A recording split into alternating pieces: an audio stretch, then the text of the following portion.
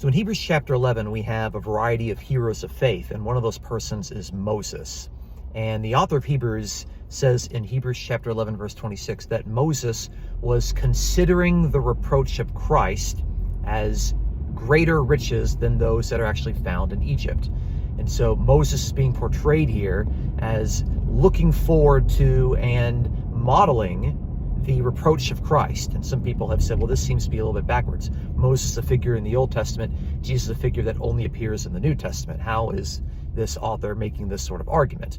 Well, that's because Hebrews chapter 11 is drawing on all of these persons of faith, and it is looking forward to the description of Jesus in Hebrews chapter 12, verses 1 through 2, where Jesus is the author and the perfecter of faith. He is the pioneer of faith. He's the person who shows us what faith is actually like.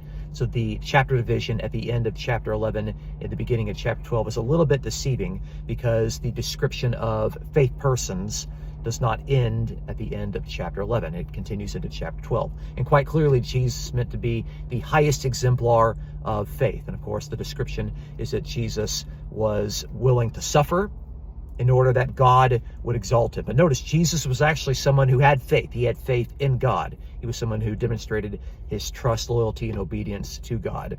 And so the author of Hebrews in chapter 11 doesn't just do this with Moses. He doesn't just say that Moses looked forward to Christ in this way. He actually describes a variety of other persons that are going to allude to the behavior of Jesus. And again, the question deals with how can Moses consider the reproaches of Christ when Christ isn't even born yet? He's not even in existence yet.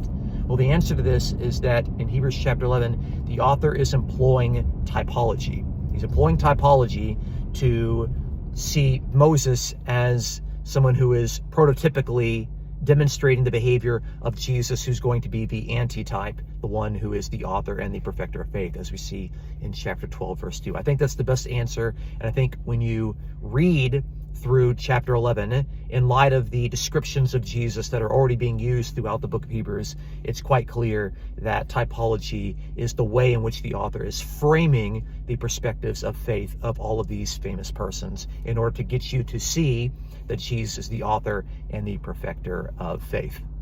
Thanks for watching.